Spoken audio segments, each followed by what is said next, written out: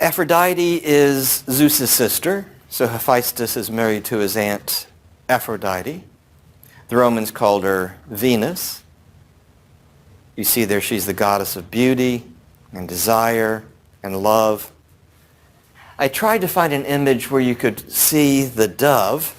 That's one of the symbols I gave you of Aphrodite. You may be able to see there's a dove right here. Well, you can't see that now. Can you start to see the dove? Maybe a little bit. It's right there. I just couldn't find a good image to show you. You may be able to make out here that she's sitting in a seashell. Can you make out the ocean waves down here? Remember how Aphrodite is born from Uranus's castrated testicles when they hit the water, the sea foam spins around and out comes Aphrodite and apparently floats to the shore on a seashell here. That's what that reference is going on there. Well, anyway, Hephaestus and Aphrodite are married to each other. The goddess of beauty and love and desire, she marries this working class guy who's an outcast from society. He smells like smoke and he's lame and he's short and he's ugly. Working class guy, and he hangs out with Cyclops. And he ends up married to the goddess of beauty and love. It's said that Zeus did this to Aphrodite to teach her a lesson, to punish her because she's always making people and gods fall in love with each other and acting like idiots. Don't people act like idiots when they fall in love? That's how you know you fell in love, because you act like idiots, and then later when you think back, you think, why the heck did I do that? And it's like, oh yeah, I was in love. Yeah. So anyway, Zeus says, I'll fix you. I'll marry you to the Danny DeVito of gods. Short and ugly, and yeah, I'll fix you. But the thing is, Hephaestus is such a nice guy. I mean, he's just not very handsome, but he's a nice guy. Anyway, one day, while Hephaestus is off on a business trip, Aphrodite looking for a little love on the side, which I guess is okay. I mean, she's the goddess of beauty and desire and so on. So she decides to go over to the house of Ares, the god of war. We talked about Ares a minute ago. Of course, he's the god of war, so he's a very studly god, you know. Of course, he's also a jerk. He's a crybaby. Or that time he got nailed in a barrel. He was wounded in the Trojan War and came back to Olympus to whine about it, and Zeus just grabbed him, put him in a barrel, nailed it shut until he was quiet. So he's the kind of guy you think of who does this sort of thing. Anyway, Ares and Aphrodite, they're have a little hanky-panky. They get caught in flagrante delicto. Do you know what that means? It's Latin. Literally means in blazing crime. They get caught in the blazing crime. That's Latin for doing the wild thing, okay? But if you say in flagrante delicto, it sounds dignified and polite company. I mean, how anthropomorphic can these deities get, you know? Well, anyway, they're getting some hanky-panky in the El Saco, and somebody comes by, Helios. Who remembers who Helios is? Sam. The god of the sun, right. Helios comes by, the sun. The sun sees everything, right?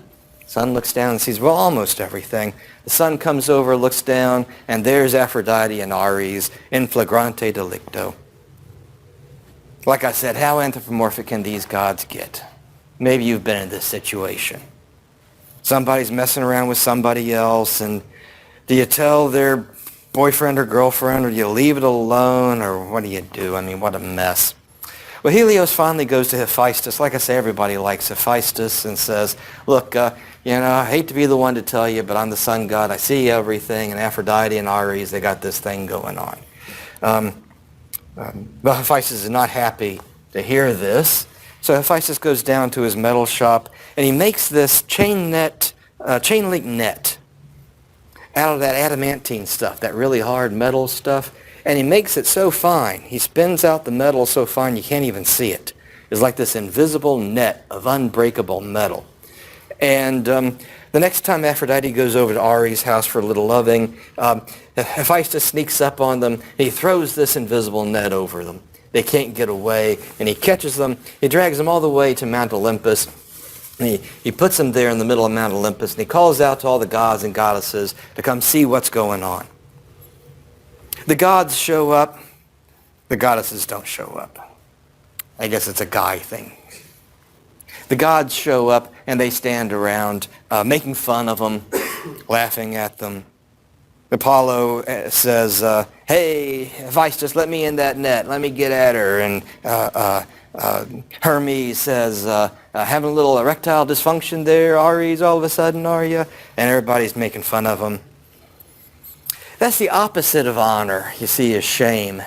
Having people stand around and make fun, throw tomatoes, all that kind of stuff. That's the opposite. And in an honor-based society, shame is something you want to avoid.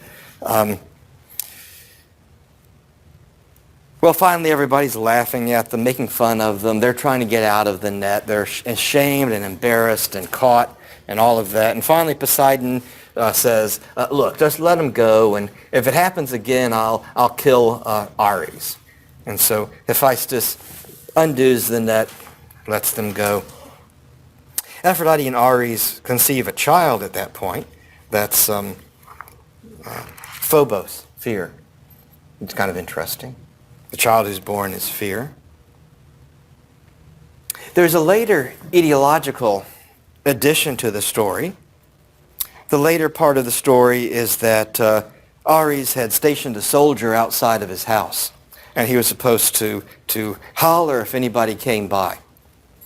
But this guard is just standing there, and here comes the sun, and he's not paying much attention. The sun goes right overhead. And of course, Helios, the sun god, looks down and sees what's going on. And so Ares gets really mad and turns this soldier into a rooster. You see, that's why roosters crow when the sun comes up. They learned their lesson, and now the rooster crows when the sun comes up because he's learned his lesson.